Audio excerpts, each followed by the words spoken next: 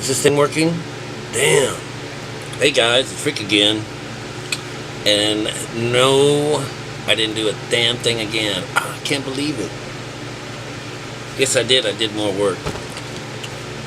I'm always out here trying to think about, wow, what can I do to show more, even to the skeptic, of how things are working. And if you're new here, my name's Rick.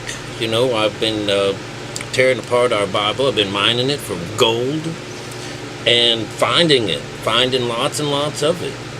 Not necessarily to say that the Bible's worthless or anything like that, but even the Bible tells you that the top part is something to stay away from. So, as we continue in our Bibles, our journey through the Bible, we're talking like going through that top layer. And actually, a lot of the truth is written right on the top. We're having a little bit of fun with this today, because I'm going to show you what a Jew is. And I think the only real thing that I have to, make clear of right off the bat, and then give you kind of like the direction of the story. I'm going to put you, for you to put your ear onto something. But anyways, we have to define what letter means, what letter and spirit means. And in 2 Corinthians, we find one of the writers, his name is Paul. And here they are talking about how to read the Bible. And it's just real fast right inside here. It's who also hath made us able ministers of the New Testament, not for the letter, but for the Spirit. For the letter killeth, and the Spirit giveth life. So, letter is something that you can read and that you can see, so it's an outside thing. A spirit is something that is unseen, you can't see, and you have to look for it, or feel for it, or sense it, or something. But what you're getting here, and it's going to be a constant thing as we go through all these stories, and what we have already gone through, is there's an inside way of doing something, which is the right way, and there's an outside way of doing something, which is the wrong way. One is serving mankind, and that's everything that is outside of you, and one is serving the Lord, which is everything that's inside of us. Alright, so the meaning of tonight's lesson is to wonder have you ever heard of what a red herring? Do you know what a red herring is?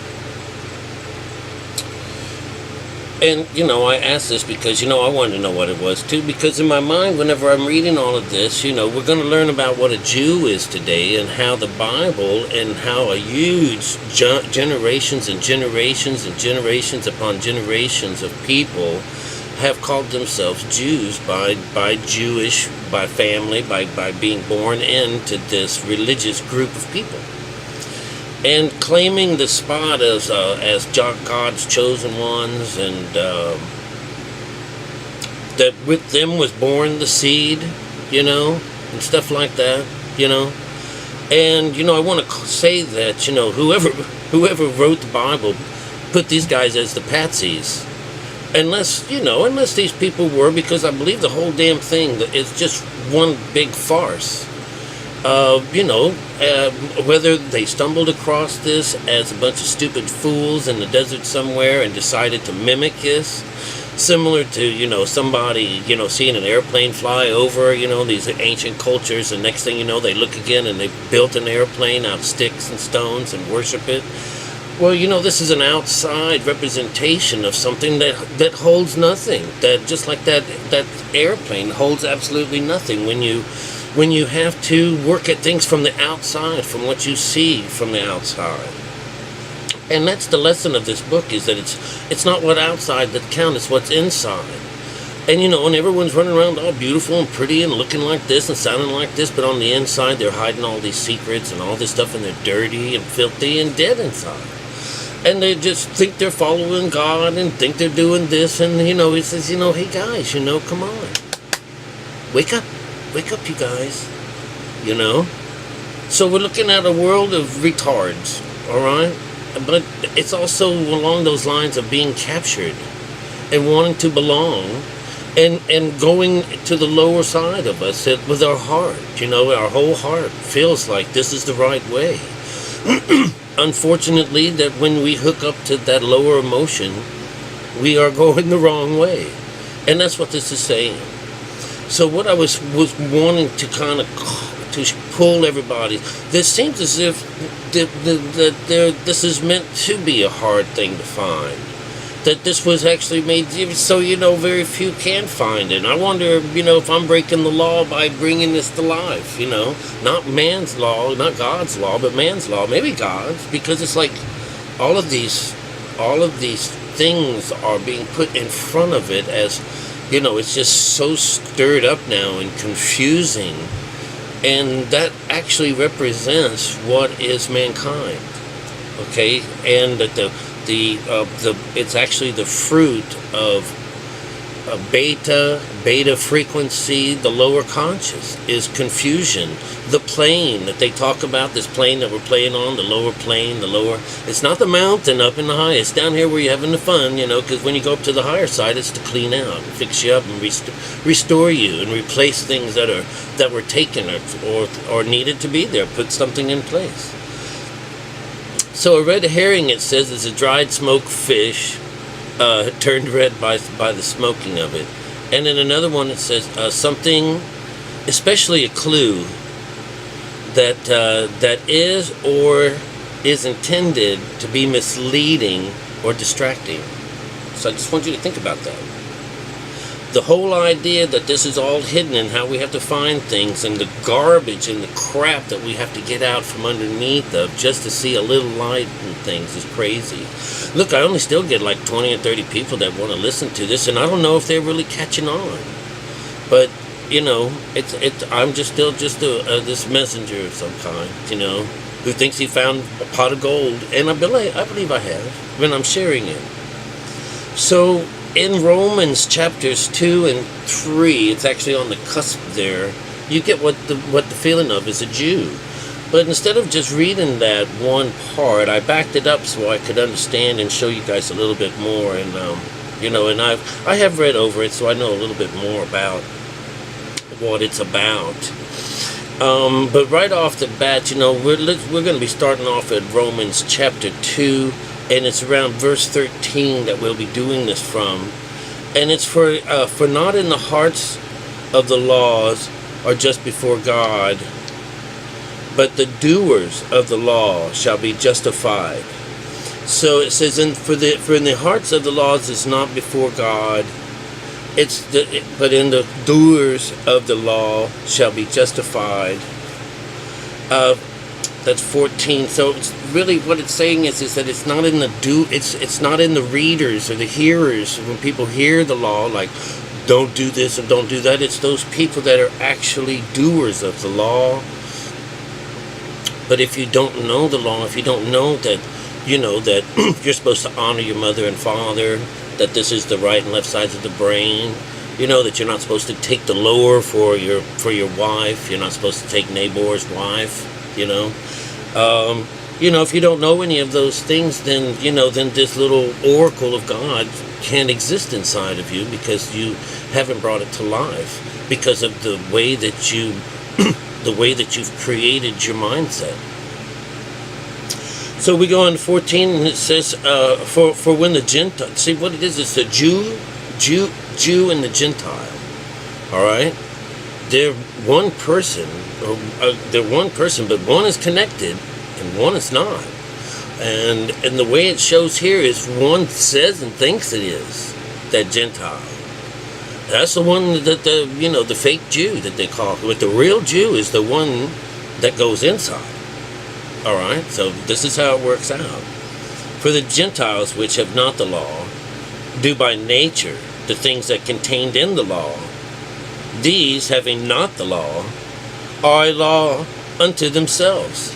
So, this outside thing takes on this law. You can't do this. You can't work on Sundays, and there's all this business, That's not what the Sabbath means when he says to keep it holy. So, when you look at this from the outside, they created a particular day, Saturday, which is Satan's day, to honor God, to honor their God, Satan,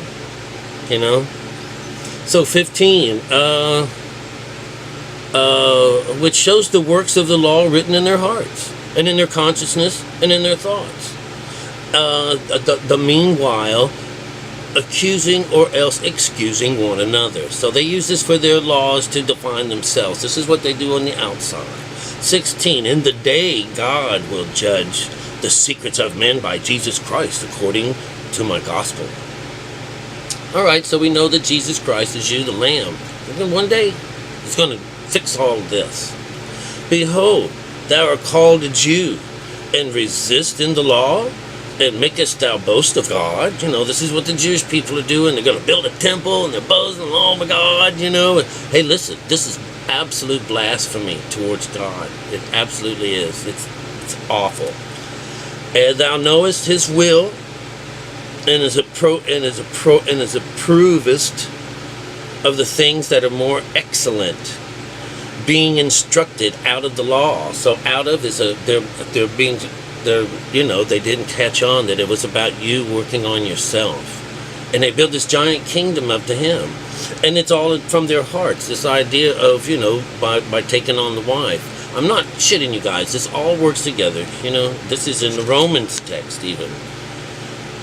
19, and art confident that thou himself a guide of the blind, a light to them that are in the darkness. He says, oh yeah, he's making fun of them. Bleeding the whole group. This is the synagogue of Satan. Guys, this is pretty, no, I'm not making all of these giant accusations and just pulling out. No, this is the Bible telling us all this. An instructor of the foolish, a teacher of babes, which how thou no form of knowledge, and out of the truth in the law. I've got this all mixed up. An instructor of the foolish, a teacher of babes, which hast the form of knowledge and of the truth in the law. It has the form of it, so it sounds like it. Because it does sound like, don't kill, don't steal, don't do this. Who needs to be told that? Could you do that? Couldn't you live without that? Couldn't you say, I know that I'm not supposed to take my brother's wife. Do you know that? Did the Bible have to tell you that? Do you have to say that I'm going to judge people on the fact whether or not they stay married to their wives? After all these people in the Bible fucking all these people all over the place and not even able to fuck their own wife and still get a child from God from them? Come on, you guys. This is crazy. So it's not going to be very much longer. It's only a few more of these. Thou therefore which teaches another, teachest thou not thyself? Thou that preachest a man shall not steal, dost thou steal? And thou sayest a man shall not commit adultery, dost thou commit adultery? And adultery is stealing. You're stealing from someone else, from their thoughts. You're stealing from this outside king you're taking on. That's what it means to take something that's not yours. Is to take on this other god, this other wife. This other thing. And do you commit adultery to yourself? Yeah, this is that other thought. Do you do this? Are you taking on this lower part? And dost thou commit the sacrilege? Yes. And then it goes to 23. Thou that makest thou a boast of the law, thou break the law, dishonest, it's like how he says, you boast of the law by breaking the law of God. And it has a question mark. And the name of God is blaspheming among the Gentiles. Through you it is written. All right? Through you. As it is written. All right? So it's showing you that, this is the fallen angels that people freak out about. Since we've fallen from grace, we've taken on the lower aspects of emotions and desires, and we've taken on these wives of men, which is just the lower conscious. And this is going on to talk about this for the circumcision, for the circumcised, Excuse me. For the circumcised is very profitable, if thou keep the law. But if thou breakest the law, thy circumcision is made uncircumcised. Have you ever heard that before? Here, let me get rid of this frog. Listen, I wish that could happen. I would love to have my skin back around my penis if I lost my faith in God. Alright? But of course we know that circumcision is that thing that happens when you finally cut what's below, what's below from what's above. That's a meditation jargon. When you fall under, you take the 5 wounds of Christ. That's the skin. That's the 5 senses. And what that does is that cuts off the lower. That's the whole idea of not serving the lower. And they cut off people. So on the outside, so it says, therefore the uncircumcised keeps the righteous of the law, shall not his uncircumcision be counted for circumcision? So this is, you don't have to cut someone to do all of this. And shall not uncircumcision, which is by nature, if it fulfill the law, judge thee, or by the letter do transgress the law? So if they don't get their penis cut off, does this mean that they're transgressors and not fulfilling the law? And then it goes on to 28. Hold on, you guys. There's only one more after this. For he is not a Jew, which is one outwardly. Neither is that circumcision, which is outward in the flesh. But he is a Jew, which is one inwardly. Neither is that of the heart, in the spirit, and not in the letter, whose praise is not of men, but of God. Alright, so you see, the Jew is the one that can praise God, and the Gentile is the fake Jew that doesn't praise God, or someone who relies on the outside world. So I want to tell you that because we're going to be getting into some pretty serious shit here later on. And you'll have to understand that most of all these things are you. All these things are you're dealing with. When you have a pharaoh and stuff like that, the pharaoh is like the overall king. And a lot of times this is the outside of us, our influences, the kingdoms that cause us to, not fulfill the law. Could you imagine, all of these Jewish people sitting around the synagogue having Jesus teach them how to ignite the pineal gland of the mind and sit around and do this without having to pay anyone anything, or without even having to be in a building, any kind of special place other than the darkness to make the pineal gland work? And that this actually sets you free. That, I can't tell you right off the bat still, because I don't know if I'm receiving or finishing or being taken from, but things in my life change, and as they do, I don't think it's been a bad thing. This thing about not working, that's kind of strange. It kind of freaks me out sometimes, but I got $60 left in my pocket, and I'll have to work one day, one moment. I'll just have to,